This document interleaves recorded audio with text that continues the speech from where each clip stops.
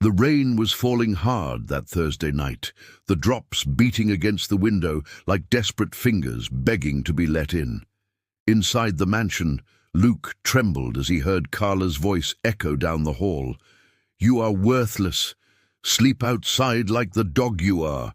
The 10-year-old boy turned to his father, waiting for Michael to defend him, to say something, to do something.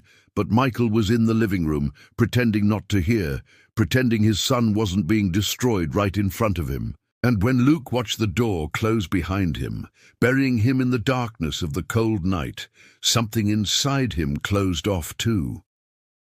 What kind of mother abandons a child in the rain? What human being can do that, and then sleep peacefully? How can someone look at a boy shivering from the cold and take pleasure in his suffering? Those questions would go unanswered that night, but they would soon find their bitter answers.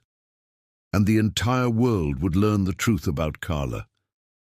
The smell of wet rain mixed with the fear Luke exuded. His teeth chattered relentlessly, as much from the cold as from the anxiety tightening his chest. His lips were purple, almost blue, as if life were being sucked out of him drop by drop. Tears streamed down with the rainwater, and Luke could no longer tell one from the other. In the solitude of that night, he was just an abandoned child, waiting for someone to save him. That mansion had everything: money, comfort, luxury that most people would never see in their lifetime.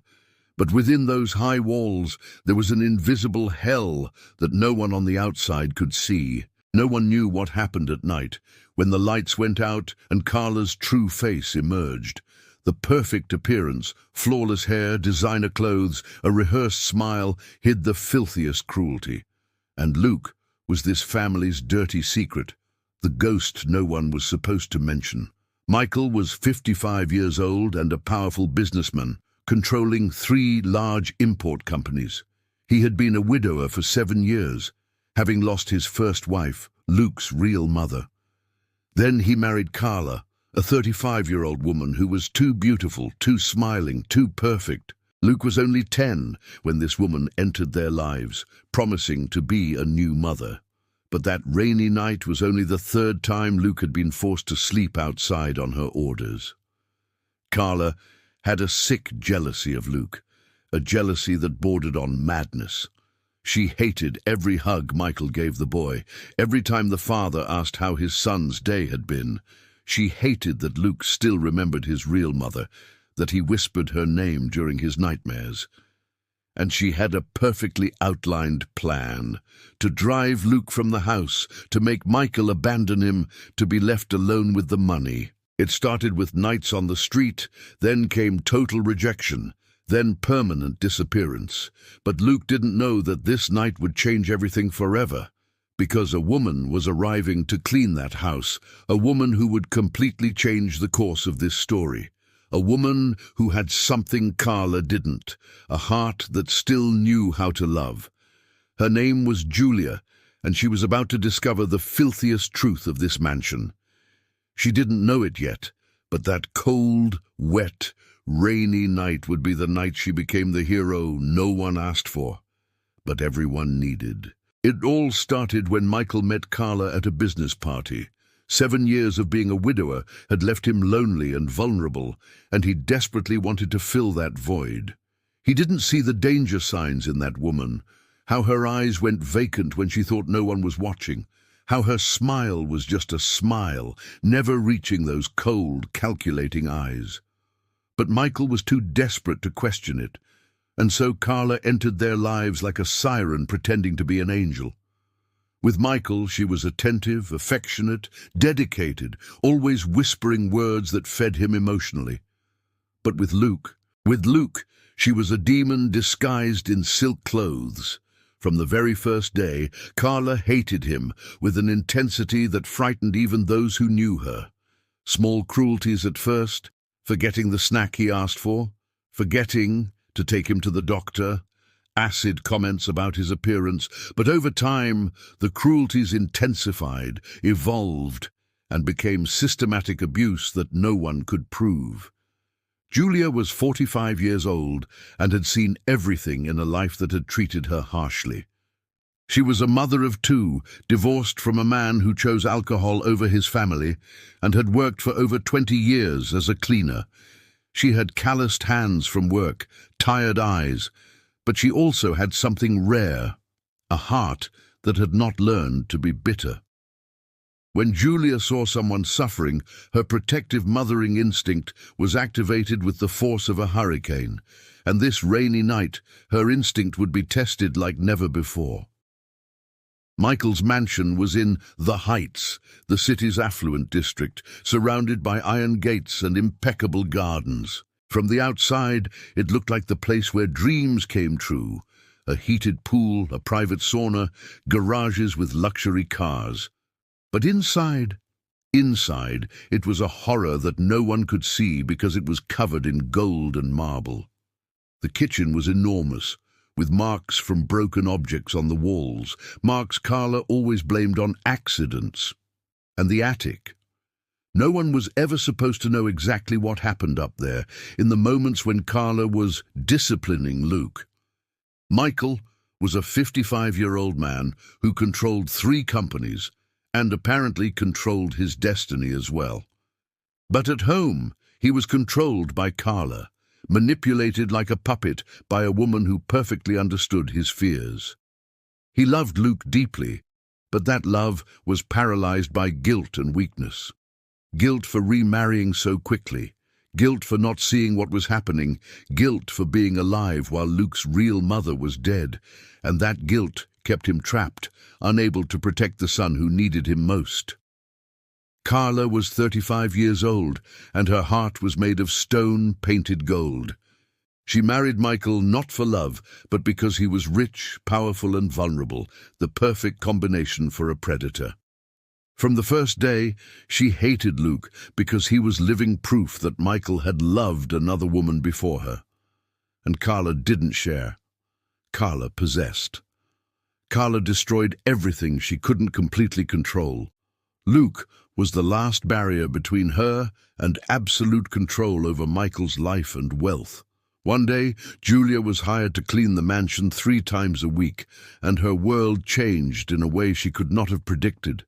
She arrived early, as she always did, with a positive energy that radiated even after so many years of hard work. She found the house empty, except for Luke in his pajamas in the kitchen, preparing something to eat with quick, frightened movements. When Julia saw him up close, her heart made a strange sound. The boy had bruises on his arms, purple and yellowish. When she asked what had happened, Luke simply ran out of the kitchen as if he had seen a ghost. That very night, Carla ordered Luke to sleep outside the house as punishment for having disobeyed. Though no one knew what his exact disobedience had been. He apologized, cried, begged to stay, but Carla was adamant, immobile as a statue of ice. And so Luke left the house in the rain that wouldn't stop falling, his wet pajamas clinging to his cold skin. While Luke faced the icy night outside, Julia was still cleaning the living room when she heard the boy crying out over the rain. "Please, Mom, please!" Luke cried, but the only mother who heard him was Julia, who wasn't even his mother, but who in that moment became exactly that. Julia ran out into the rain when she heard Luke screaming, without even thinking of the consequences. She found the boy soaked under a tree, shaking violently, his lips purple like rotten fruit. He was fainting from hypothermia, his eyes already starting to close, his body giving up the fight against the cold. She carried him in her arms, fragile as a frightened puppy, and shouted for help as she ran back to the house. Meanwhile, Carla was in the living room, drinking red wine and smiling to herself, completely indifferent to the drama unfolding outside. Julia burst into the mansion shouting, "You left a child in the rain! Are you insane?" Her voice echoed through every room of the house, a sound that shattered the complicit silence that had prevailed there. Michael came running down the stairs when he heard the scream, his heart pounding, his paternal instinct finally awakening. When he saw Luke unconscious in Julia's arms, his face turned as white as the marble walls. And Carla just smiled and said, with the calm of someone with nothing to lose, he disobeyed. It was a punishment. Michael rushed him to the hospital, breaking the speed limits, his conscience screaming inside him. Julia accompanied him, silently documenting everything on her phone, every moment, every gesture, every word spoken. The doctors confirmed what Julia already knew. Luke was on the verge of death from severe hypothermia. But as the pediatrician examined him more deeply, other discoveries began to surface. Chronic malnutrition, marks of physical assault in strategic places, signs of neglect stretching back months, perhaps years. The doctor looked at Julia with eyes that had seen too much injustice and whispered, "This child is a victim of systematic abuse." The words fell like bombs in the air of the hospital waiting room. Michael began to weep uncontrollably, finally understanding the horror he had allowed to happen in his own home. "I let this happen," he said, devastated, and Julia looked at him with compassion, but also with severity. She whispered to Michael, "Now you have a chance to protect him. Don't waste this chance, not this time."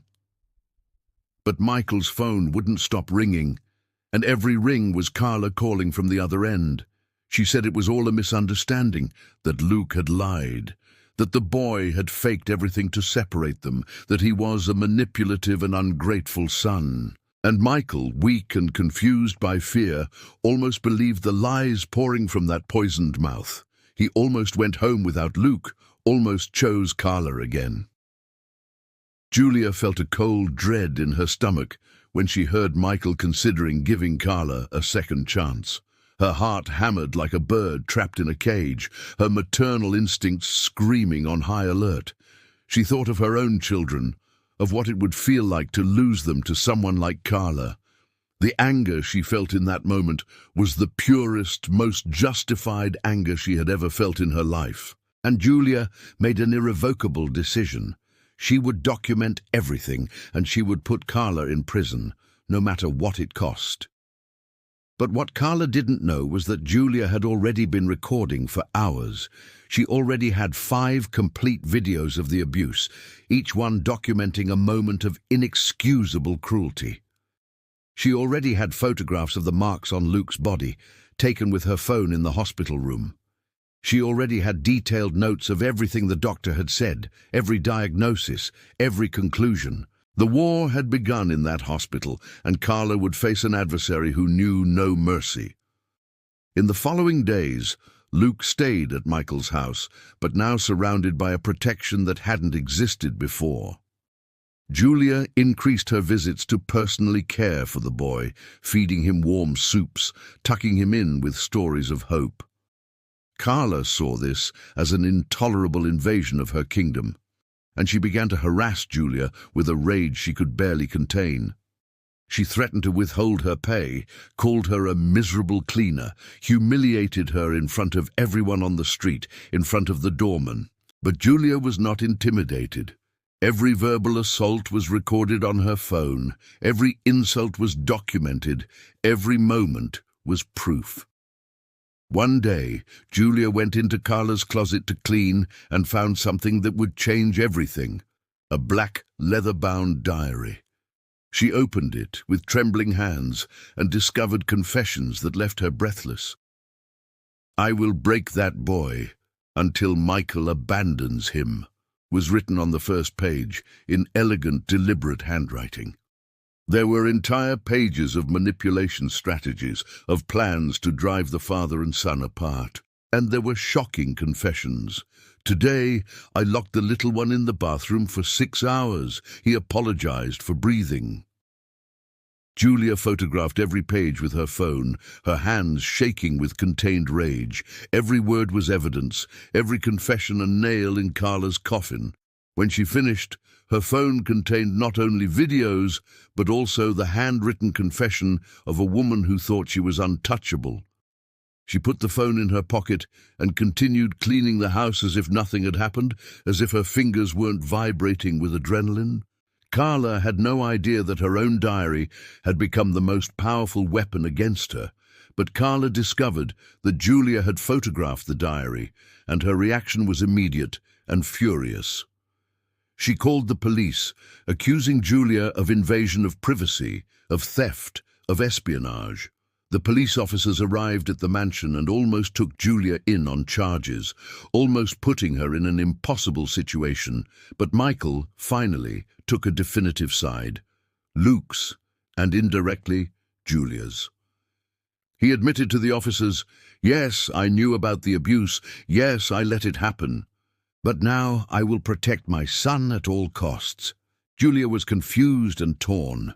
Should she confront Carla now or protect Luke in silence for longer? If she revealed everything now, Carla could flee, disappear, start over in another city with another name. But if she waited, Luke would continue living under the same roof as his tormentor, continue suffering silently.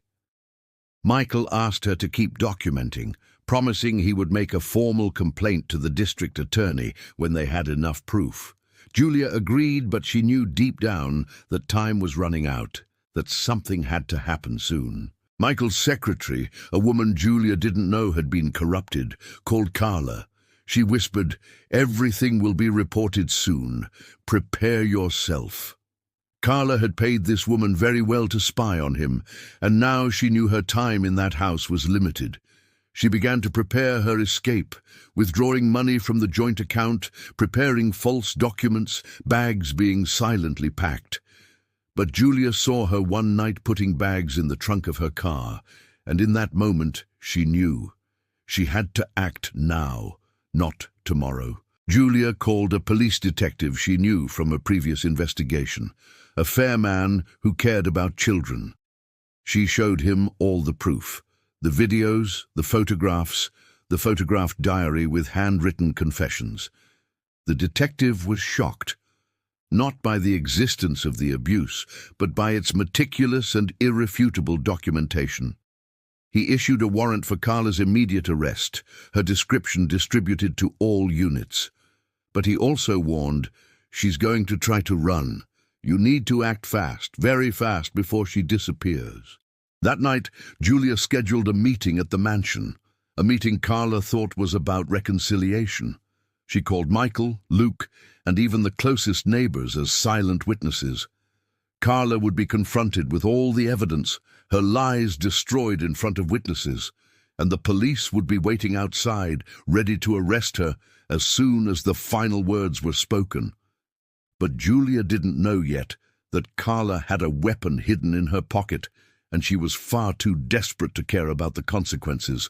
Everyone was in the mansion's living room that night, Michael sitting rigidly on the sofa, Luke trembling slightly beside him, Julia standing like a sentinel of justice, and 4 neighbors who had agreed to witness. Carla walked in confidently, thinking it was a meeting for reconciliation, that she could manipulate Michael as she had so many times before.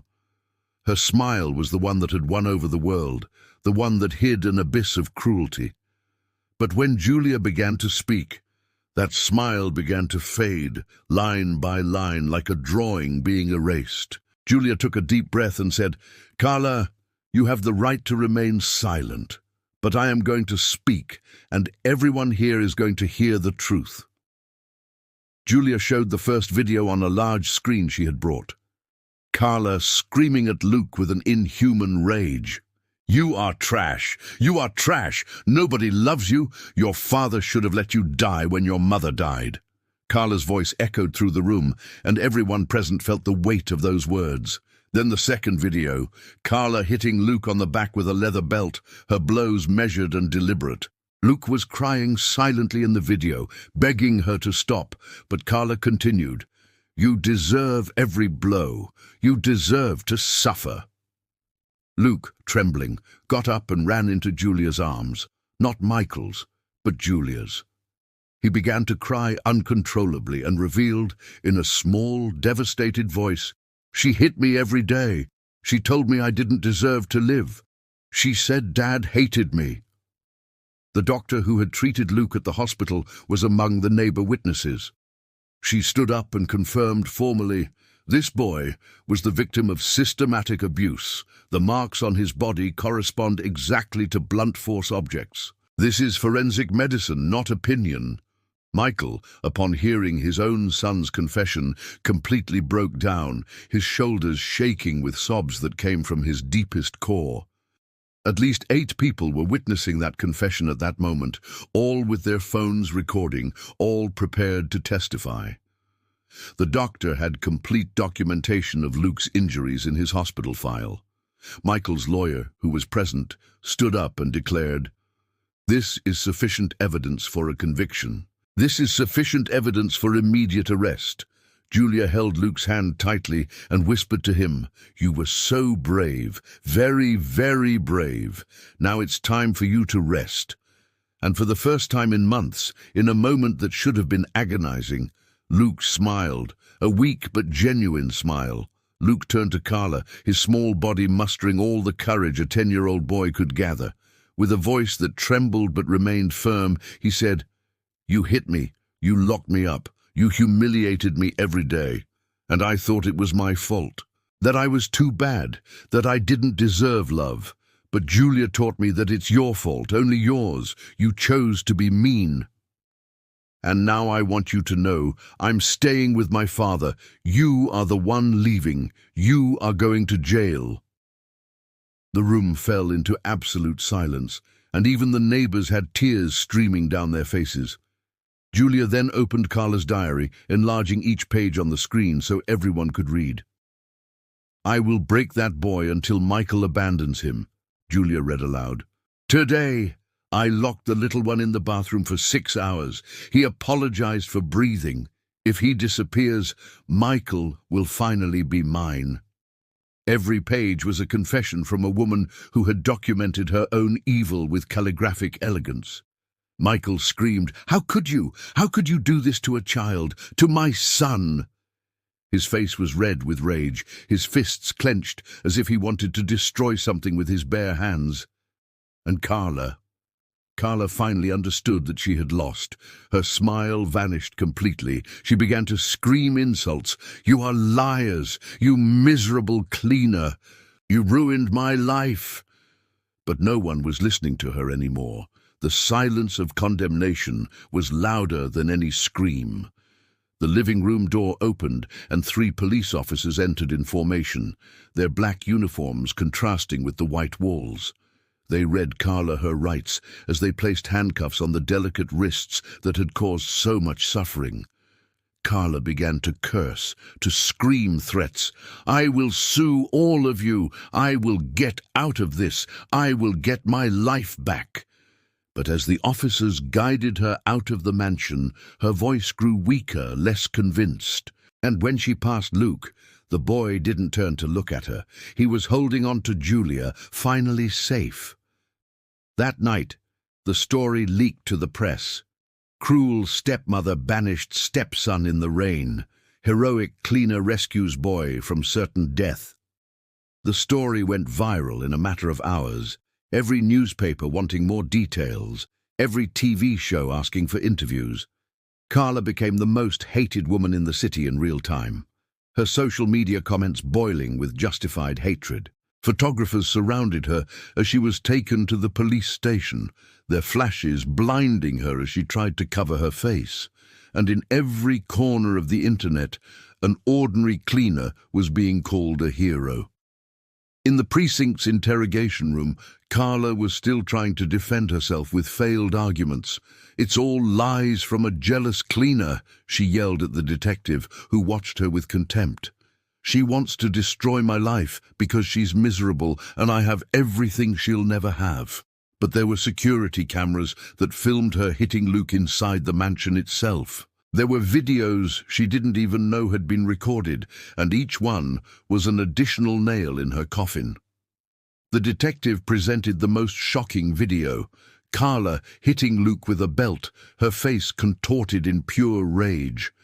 Carla turned pale, began to sweat, her eyes blinking rapidly as she tried to process what she was seeing on the screen. She tried to deny it in a weak voice. "That was edited. That's a deep fake, manipulated technology."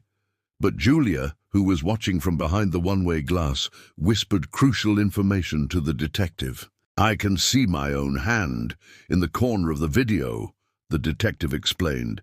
"This woman is the one who recorded it. There is no manipulation possible." The bruises on Luke's body were photographed by forensic specialists, each one measured, documented, and compared with possible weapons. The doctor witness entered and explained in incontestable medical detail, "These bruises correspond exactly to the patterns of assault with a blunt object. The shape, the size, the depth, everything indicates systematic physical abuse carried out by someone with deliberate force and anger. This is not opinion. This is medical fact. This is science." Carla watched her defense completely collapse, and she slumped in the chair, finally accepting that she had lost. Luke was brought to the deposition room with special protection, surrounded by child psychologists and lawyers protecting him. He pointed to Carla through the glass and said, with the innocence of one who could finally speak the truth, "That woman hit me every day. She said I was trash, that my father didn't love me, that nobody wanted me. One time she locked me in the bathroom for so long that I peed my pants out of fear. Another time she left me in the rain, and I thought I was going to die." His testimony, recorded on video, would be shown to the court, to the world, to history. The detective then showed Carla's diary, enlarged on the interrogation room's large screen. Everyone present could read her own words, confessing crime after crime, negligence after negligence. Carla saw her diary exposed and understood, finally and completely, that she was lost. She had no defense. There were irrefutable recordings, impeccable witnesses, medical proof, her own confessions. The journalist covering the case for the newspaper wrote in her notepad, "The most hated woman in the city." Carla was removed from the interrogation room under police escort, her wrists still in handcuffs. As she was led to her cell, Michael shouted through the glass, "You will never go near my son again. You will never enter that house again. You are a demon, and you deserve to be in hell, not just prison." Carla disappeared through the back door of the precinct, her cries of protest fading into an echo, and Luke, holding on to Julia, finally breathed in peace, his body relaxing for the first time in months. Carla was sentenced to 8 years in prison for aggravated child abuse, systematic neglect, and crimes against a minor. She lost all rights to Michael's property. All joint assets were reverted to him and Luke. The money she had hidden in secret accounts was confiscated and used to compensate Luke, creating a fund that would guarantee his education and therapy. In prison, no one wanted her. Even hardened criminals avoided her, because some crimes cross even criminal codes of honor. Carla spent her days in isolation, visited only by a lawyer who could do nothing to save her from herself. Julia received an official honor from the city in a public ceremony downtown. The city council called her an exemplary citizen, and her name was inscribed on a bronze plaque at the building's entrance. They offered her a well-paying job with Child Protective Services, protecting other at-risk children. But Julia politely declined. "I'm going to keep cleaning houses, but now with a much greater purpose. Every house I enter, I see the children, and I protect them. That's how I make a difference." Luke began therapy with a psychologist specializing in childhood trauma, a compassionate woman who understood how to rebuild a broken mind. The nightmares subsided week after week, Carla's screams no longer echoing in his mind during the night. Michael hugged him every night without fail, whispering to him, "No one will ever hurt you again, I promise. You deserved love from the first day of your life. Forgive me for taking so long to see." And Luke finally believed, not with the blind faith of a child, but with the quiet conviction of someone who had been saved. Over time, something changed between Michael and Julia, something that began as gratitude and evolved into something much deeper, She would come to care for Luke, but she also stayed to talk with Michael about life, about pain, about how to rebuild what had been destroyed. He admired her in a way he had never admitted to himself. He admired her courage, her compassion, her strength. One day, in the mansion kitchen where it had all begun, Michael kissed her, not as a reward, but as the recognition of a soulmate. "You saved my life, and my son's life. How can I ever repay you?" Michael asked. And Julia replied, "You already have. Through the love you feel for Luke, I have already been paid." A year later, Michael proposed to Julia, and the proposal wasn't luxurious or performative. It was authentic, full of genuine love, on a late afternoon on the mansion's veranda, with Luke watching from a distance and smiling. It wasn't a fairy tale wedding, but it was real, and reality is always more beautiful than fantasy. Luke called Julia Mom during the ceremony without asking permission, without hesitating, with the natural certainty of a child who knows when he has found safety. And Julia cried with joy, hugging that boy as if he were her own, because he was hers in every way that mattered. Luke never slept outside again, never again felt the paralyzing cold of the rain of abandonment. Michael learned that protection is an act of love, not fear, and that being present is the most valuable present a father can give.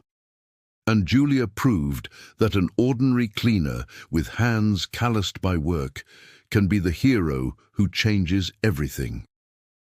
"A person's value isn't in money," Luke would tell his classmates and later his teachers. "It's in their heart, and Julia has the biggest heart I've ever seen in my whole life."